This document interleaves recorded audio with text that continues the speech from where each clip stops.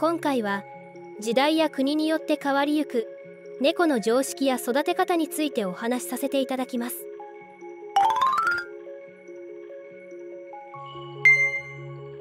猫の歴史。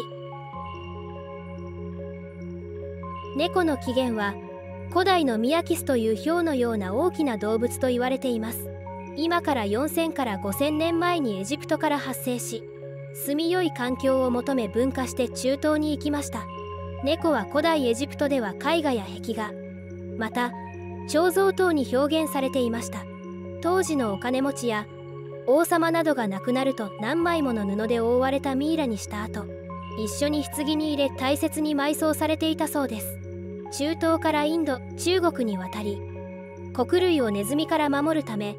多く飼われるようになりました。一方で猫はエジプトからイタリアへ連れてこられました。ペットとしての道のりは順調のようでした。しかし中世ヨーロッパにおいて猫は宗教上の理由から迫害がひどくなり、猫は魔女の使いをしていると考えられたようです。そして1484年にローマ法王が猫及び猫を飼う人すべてを処罰しました。フランスでも多くの猫が殺され、暗黒の時代が続きます。猫好きとしては信じたくないですが、実はこのような事実があったのです。しかし猫が減ったヨーロッパの町ではドブネズミが大量発生し、その結果多くの伝染病が媒介されました。中でも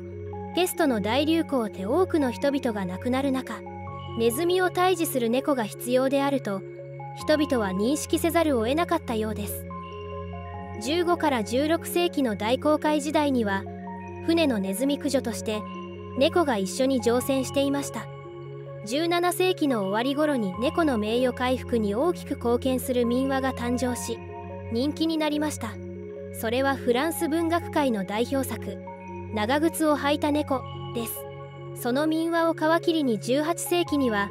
猫が登場する文学作品が次々生まれてきて、猫に対するヨーロッパの人々のイメージが良くなり、ペットとしての地位も向上していったのです。猫の来日。猫が日本にやってきたのは当初奈良時代から平安時代の1200から1300年前とされていました。中国から仏教が伝えられた際、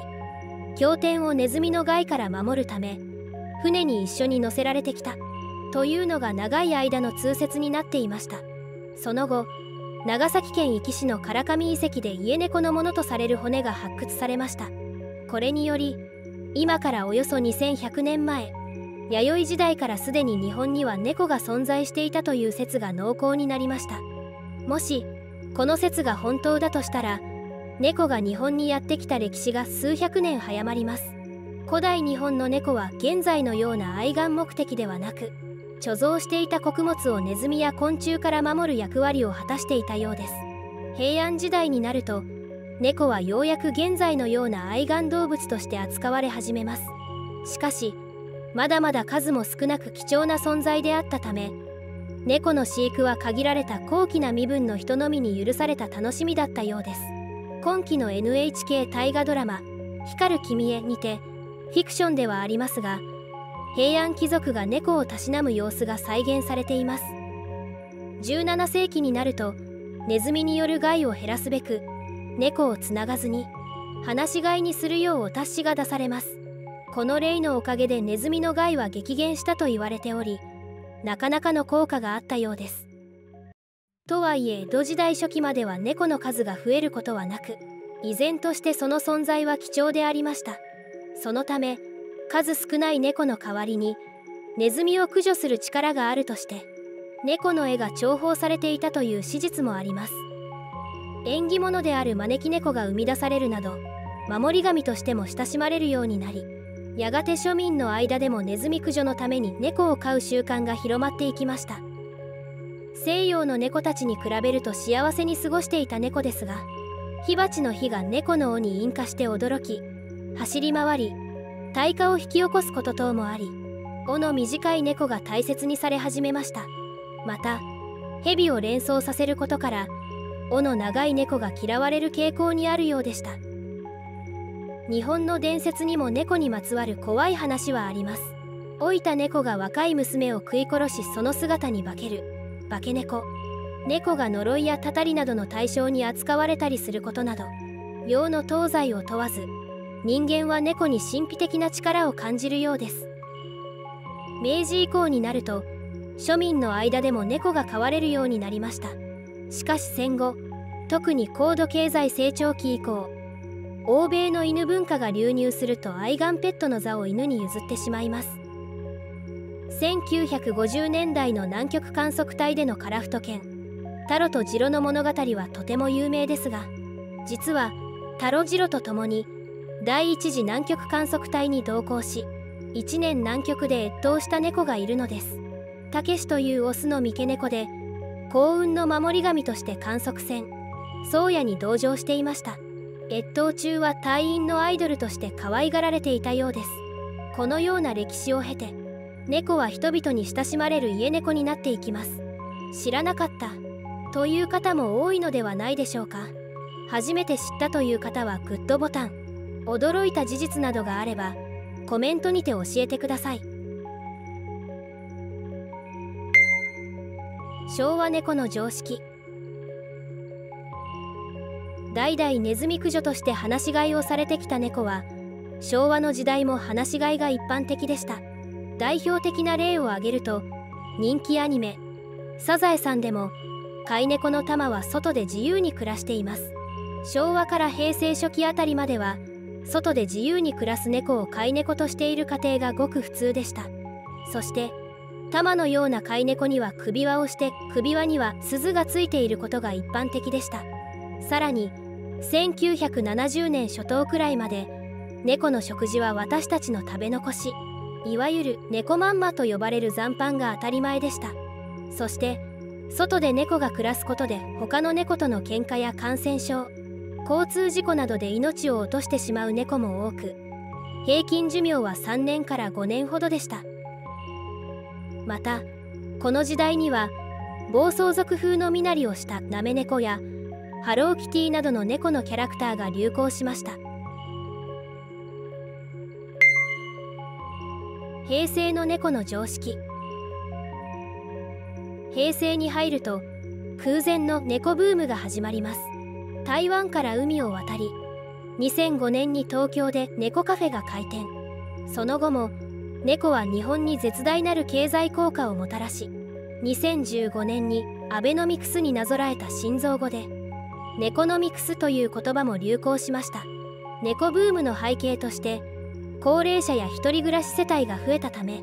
散歩などの世話のかかる犬よりも猫に人気が移行し始めたためと推測されます。猫と暮らす猫男子という言葉が登場したのもこの時代です。長毛猫や短足猫など海外の猫も日本で飼育されるようになり、芸能人やアイドル、YouTuber などが猫を飼っているという話題も上がるようになります。そして交通事故や感染症などの観点から、昭和から平成初期頃まで当たり前だった家の外に放し飼いの猫の数も減り、完全室内飼いの猫が増えていきました。室内飼いが増えるに伴い、昭和では当たり前だった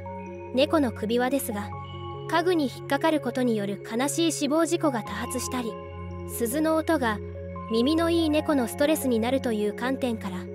外れやすい首輪や鈴のない首輪が増えていきました。この頃にはその猫に適したキャットフードを与えることも一般的になっており、基本的に人間と同じ味付けをされた食べ物は与えないということが常識になっていきます。猫の病気に合わせた療法食も出てきました。また野良猫を保護して自宅に迎え入れたり、里親を探す保護猫という言葉が主流になってきたのもこの頃からです。ちなみに私も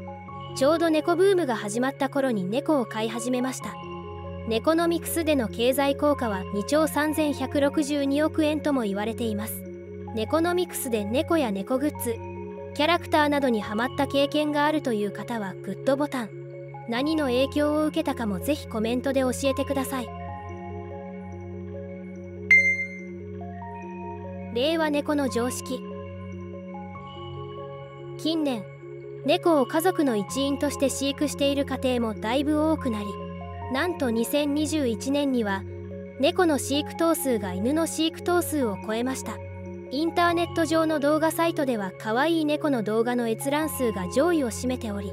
テレビでも猫の特集を多く見かけるようになりました。今や猫は人にとって癒し、喜びの存在となっており、ただ一緒にいるだけで穏やかで安らぎのある時間を与えてくれます。現在の日本の猫の常識として、室内飼い、去勢避妊手術、ワクチン接種、外れやすい首輪が当たり前になっており、令和4年6月1日からブリーダーやペットショップ等で販売される犬や猫についてマイクロチップの装着が義務化されました。猫の健康を考慮したキャットフードなども増え、平均寿命も15年、中には20年生きる猫も少なくなく、猫の寿命は格段に伸びています。完全室内飼いや去勢避妊が進められていることにより、近年では野良猫の姿も減りつつあります。減りつつあるとは言いましたが、猫は繁殖力が高いため、まだまだ殺処分されてしまう猫の数が多いのも現実です。現在では TNR といって地域住民の合意のもと不妊手術を行い、一代限りの命とした上で地域で適切に管理し見守られて生活する地域猫活動や、野良猫を保護しペットショップではなく